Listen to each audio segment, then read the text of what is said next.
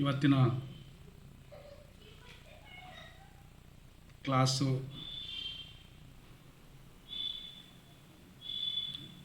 ಎರಡನೇ ಚಾಪ್ಟರ್ದಲ್ಲಿ 2 ಅಂಕದ ಪ್ರಶ್ನೆಗಳು. ಈ 2 ಅಂಕದ ಪ್ರಶ್ನೆಗಳಲ್ಲಿ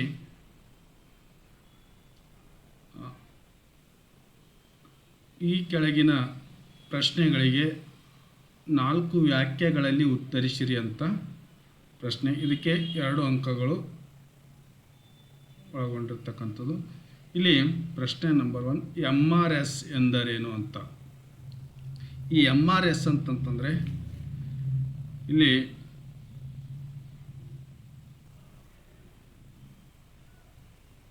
ಮಾರ್ಜಿನಲ್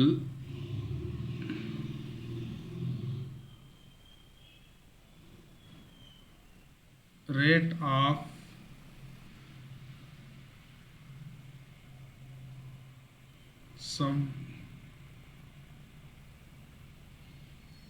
ಸಬ್ಸ್ಟಿಟ್ಯೂಟ್ ಅಂತ. ಈ ಮಾರ್ಜಿನಲ್ ರೇಟ್ ಆಫ್ ಸಬ್ಸ್ಟಿಟ್ಯೂಟ್ ಇರೋ ಫುಲ್ ಫಾರ್ಮು. ಇಲ್ಲಿ ಉತ್ತರ,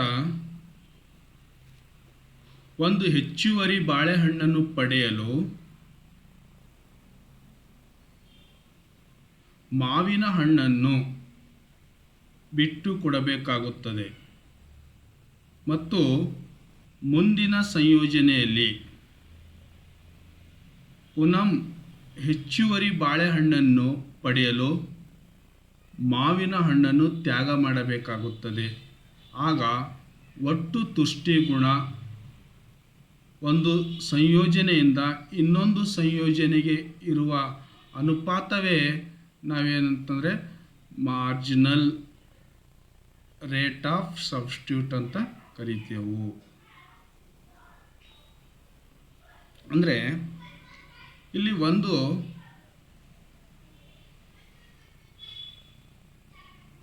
ಬಾಳೆಹಣ್ಣನ್ನು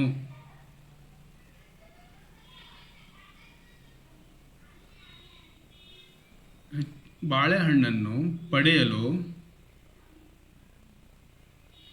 ಮಾವಿನ ಹಣ್ಣನ್ನು ಬಿಟ್ಟು ಕೊಡಬೇಕಾಗ್ತಕ್ಕಂಥದ್ದು ಮತ್ತು ಮುಂದಿನ ಸಂಯೋಜನೆಯಲ್ಲಿ ಪುನಃ ಹೆಚ್ಚುವರಿಯಾಗಿ ಬಾಳೆಹಣ್ಣನ್ನು ಮತ್ತೆ ಅಂದರೆ 1 + ಇನ್ನೊಂದು ಅಂದರೆ ಹೆಚ್ಚುವರಿಯಾಗಿ ಬಾಳೆಹಣ್ಣನ್ನು ಪಡೆಯಲು ಮತ್ತು ಮಾವಿನ ಹಣ್ಣನ್ನು ತ್ಯಾಗ ಅಂತಂದರೆ ಬಿಟ್ಟು ಕೊಡಬೇಕಾಗಿರ್ತಕ್ಕಂಥದ್ದಕ್ಕೆ ಇವೆರಡನ್ನು ನಾವು ಏನು ಮಾಡ್ತೇವೆ ಅಂತಂದರೆ ಒಟ್ಟು ತುಷ್ಟಿಗುಣ ಒಂದು ಸಂಯೋಜನೆಯಿಂದ ಇನ್ನೊಂದು ಸಂಯೋಜನೆಗೆ ಇರುವ ಅನುಪಾತವೇ MRS ಅಂತ ಕರಿತೇವೆ. ಇಲ್ಲಿ ಎರಡನೇ ಪ್ರಶ್ನೆ, ಬಜೆಟ್ ರೇಖೆ ಮತ್ತು ಬಜೆಟ್ ಗಣಗಳ ನಡುವಿನ ವ್ಯತ್ಯಾಸಗಳ್ಯಾವ್ಯಾವು ಅಂತ ಪ್ರಶ್ನೆ ಇದೆ. ಇಲ್ಲಿ ಬಜೆಟ್ ರೇಖೆ ಅಂತ ಅನುಭೋಗಿಯು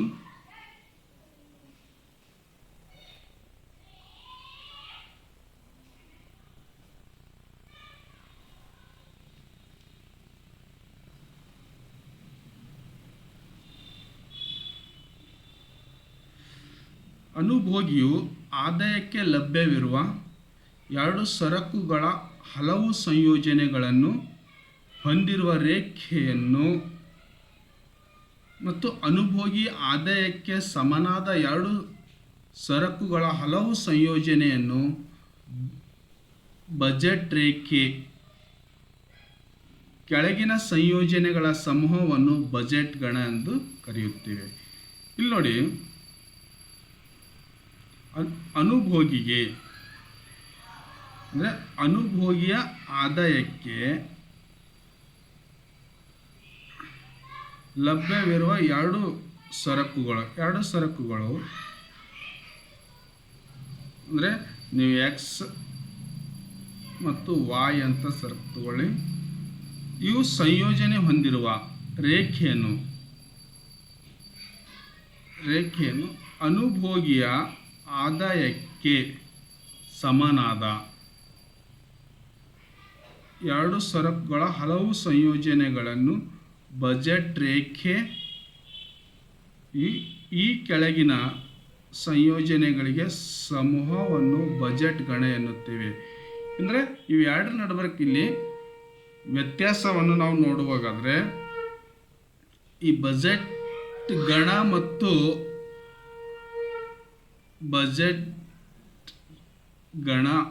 ಮತ್ತು ಬಜೆಟ್ ರೇಖೆ. ಇಲ್ಲಿ ಬಜೆಟ್ ರೇಖೆ ಅಂತಂದರೆ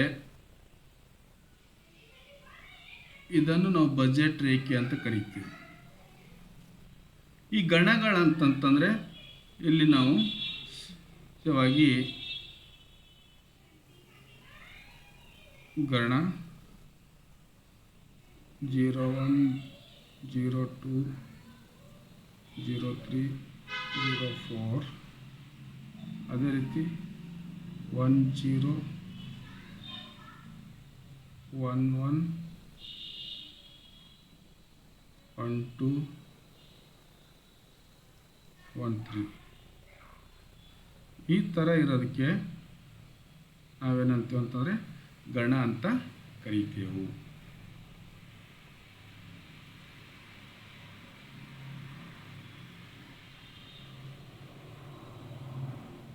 ನೆಕ್ಸ್ಟ್ ಪ್ರಶ್ನೆ,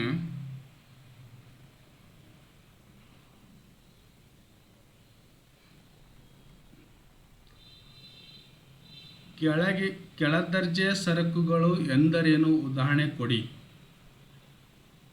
ಕೆಳದರ್ಜೆಯ ಸರಕುಗಳೆಂದರೇನು? ಉದಾಹರಣೆ ಕೊಡಿ. ಇಲ್ಲಿ ಕಡಿಮೆ ಬೆಲೆಯ ಸರಕುಗಳನ್ನು ಕೆಳದರ್ಜೆಯ ಸರಕುಗಳಾಗಿವೆ. ಅನುಭೋಗಿಯ ಆದಾಯ ಹೆಚ್ಚಾದಂತೆ ಈ ಸರಕುಗಳಿಗೆ ಬೇಡಿಕೆ ಕಡಿಮೆಯಾಗುತ್ತದೆ. ಇಲ್ಲಿ ಅನುಭೋಗಿಯ ಆದಾಯ ಹೆಚ್ಚಾದಂತೆ ಇವುಗಳ ಬೇಡಿಕೆ ಕಡಿಮೆ ಆಗುತ್ತದೆ ಮತ್ತು ಆದಾಯ ಕಡಿಮೆ ಆದಂತೆ ಹೆಚ್ಚಾಗುತ್ತದೆ. ಉದಾಹರಣೆಗೆ ಒರಟು ಧಾನ್ಯಗಳಾದ ನವಣೆ, ಸಜ್ಜೆ, ಆರ್ಕ ಇತ್ಯಾದಿಗಳು. ಅಂದರೆ ಇಲ್ಲಿ ನೋಡಿ, ಅನುಭೋಗಿಯ ಎ ಅಂತಕ್ಕಂಥ ಒಬ್ಬ ಅನುಭೋಗಿ ಅಂತ ಇಟ್ಟು ಅಲ್ಲಿ ಅವನ ಆದಾಯ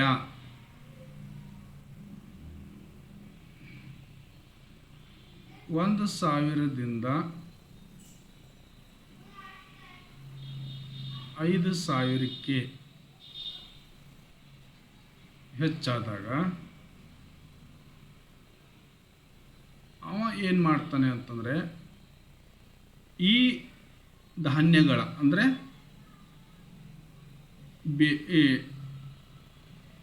ಅವ ಏನು ಮಾಡ್ತಾನೆ, ಡಿಮ್ಯಾಂಡ್ ಬೇಡಿಕೆ ಕಡಿಮೆ ಮಾಡ್ತಾನೆ. ಬೇಡಿಕೆ ಕಡಿಮೆ ಆಗ್ತದೆ,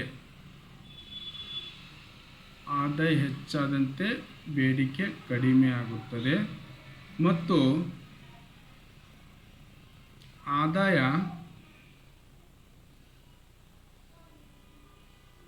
ಕಡಿಮೆ ಆದಂತೆ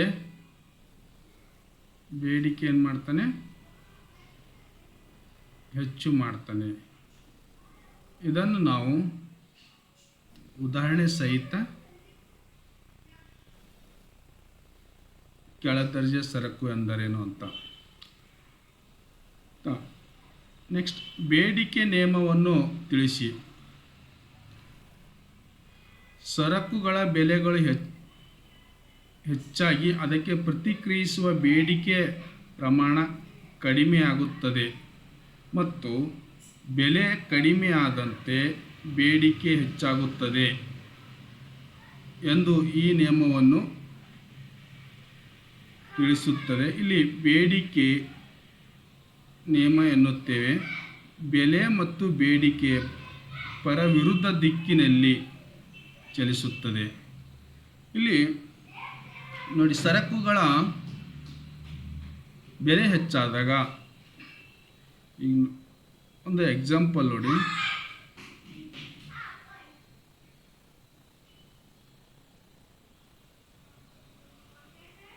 ಸರಕುಗಳ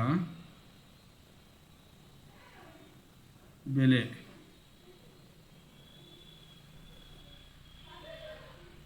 ₹10 ₹15 ಹೆಚ್ಚಳವಾಯಿತು.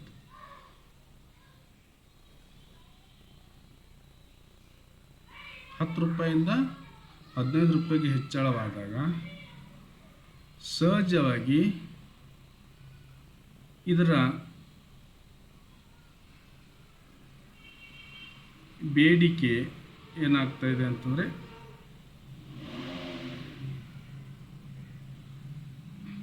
₹10 ಇದ್ದಲ್ಲಿ ಒಂದು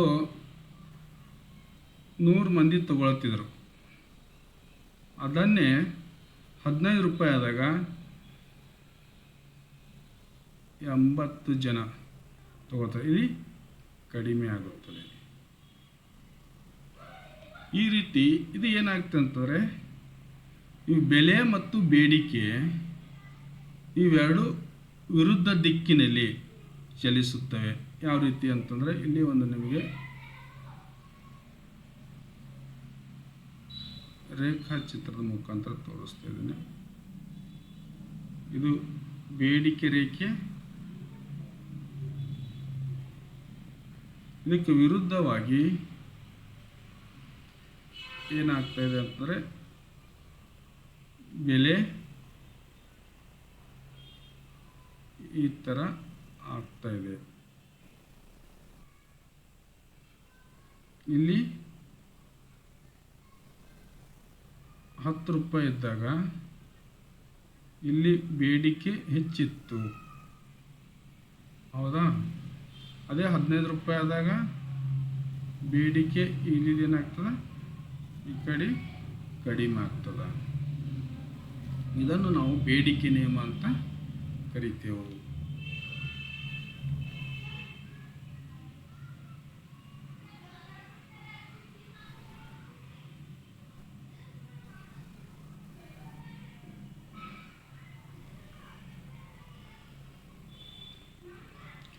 ಇಲ್ಲಿ ಅನುಭೋಗಿಯ ವರ್ತನೆಯನ್ನು ನಿವಾರಿಸುವ 2 ವಿಧಾನಗಳನ್ನು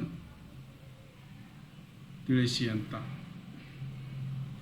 ಇಲ್ಲಿ ಒಂದನೇದು ತುಷ್ಟಿಗುಣ ಸಂಖ್ಯಾಸೂಚಕ ವಿಧಾನ. ಈ ತುಷ್ಟಿಗುಣ ಸಂಖ್ಯಾಸೂಚಕ ವಿಧಾನ ಅಂತಂದರೆ, ಒಂದು ಸರಕಿನಲ್ಲಿರುವ ಶಕ್ತಿಗೆ ನಾವು ತುಷ್ಟಿ ಅಂತ ಕರಿತೇವೆ.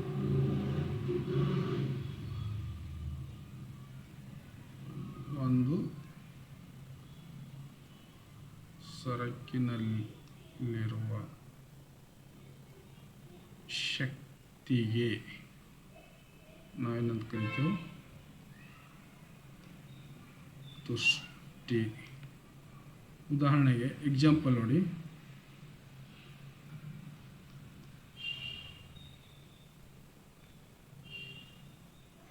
ಒಂದು ಆ್ಯಪಲ್ ಇದೆ. ಈ ಆ್ಯಪಲ್ದಲ್ಲಿ ಶಕ್ತಿ ಇದೆ, ಒಂದು ಅಂದರೆ ತುಷ್ಟಿ ಇದೆ. ಆ ತುಷ್ಟಿ ನಾವು ಸೇವನೆ ಮಾಡ್ದೇವಂತ, ಆ ಶಕ್ತಿಯನ್ನು, ಆ ತುಷ್ಟಿಯನ್ನು ಸೇವನೆ ಮಾಡ್ದೇವಂತಂದರೆ ನಮಗೇನು ಸಿಗ್ತದಂತಾರೆ, ತೃಪ್ತಿ ಸಿಗುತ್ತೆ. ನೋಡಿ, ಒಂದು ಸರಕಿನಲ್ಲಿರುವ ಶಕ್ತಿ ಅಂತಂದರೆ ಅದಕ್ಕೆ ನಾವು ತುಷ್ಟಿಗುಣ ಅಂತ ಕರಿತೇವೆ. ಎಕ್ಸಾಂಪಲ್, ಆ್ಯಪಲ್ ಇದೆ, ಆ್ಯಪಲ್ದಲ್ಲಿ ಒಂದು ಶಕ್ತಿ ಇದೆ. ಆ ಶಕ್ತಿ ನಾವು ಸೇವನೆ ಮಾಡ್ದೇವಂತಂತಂದರೆ ಆ ಸೇವನೆಯಿಂದ ನಮಗೆ ತೃಪ್ತಿ ಸಿಗುತ್ತದೆ. ಇದನ್ನು ನಾವು ಸಂಖ್ಯೆಗಳ ಮುಖಾಂತರ ಅಳಿತಾ ಇದ್ದೇವೆ. ಅಂತಂದರೆ ಇಲ್ಲಿ ನೋಡಿ, 1 2 3 4, 5 ಇತ್ಯಾದಿಗಳು. ಎರಡನೇ ದೃಷ್ಟಿಗುಣ ಸ್ಥಾನದರ್ಶಕ ದೃಷ್ಟಿಗುಣ. ಈ ಸ್ಥಾನದರ್ಶಕ ದೃಷ್ಟಿಗುಣ ಅಂತಂತಂದರೆ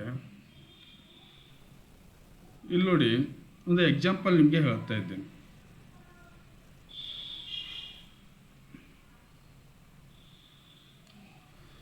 ಒಂದು 4 ವಿದ್ಯಾರ್ಥಿಗಳು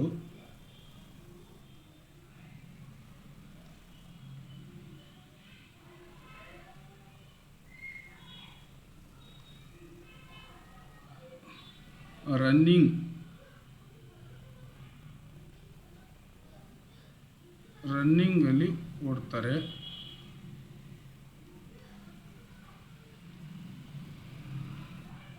ಅದರಲ್ಲಿ ಪ್ರಥಮ, ದ್ವಿತೀಯ, ತೃತೀಯ,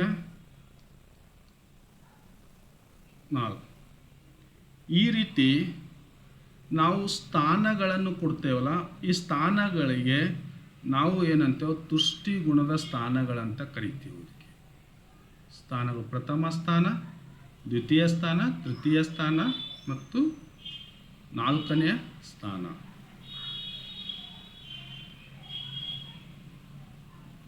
ನೆಕ್ಸ್ಟ್ ಕ್ವಶನ್, ಏಕತಾನಾತ್ಮಕ ಒಲವು ಎಂದರೇನು ಅಂತ. ಇಲ್ಲಿ ಅನುಭೋಗಿಯು ಅಧಿಕ ತೃಪ್ತಿ ನೀಡುವ ಔದಾಸೀನ ವಕ್ರರೇಖೆಯ ಕಡೆಗೆ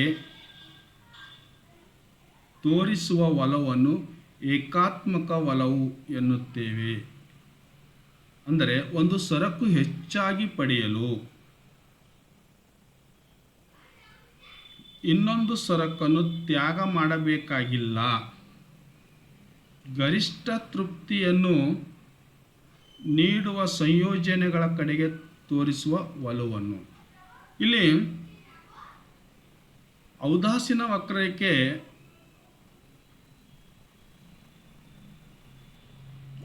ನೋಡಿ ಯಾವ ರೀತಿ ಇರ್ತದೆ ಅಂತಂದರೆ, ಇವು ಔದಾಸೀನ ವಕ್ರರೇಖೆ. ಇಲ್ಲಿ y ವಸ್ತು, x ವಸ್ತು.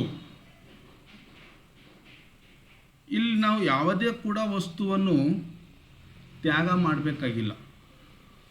ಏನಂದರೆ ತ್ಯಾಗ ಮಾಡಬೇಕಾಗಿಲ್ಲ.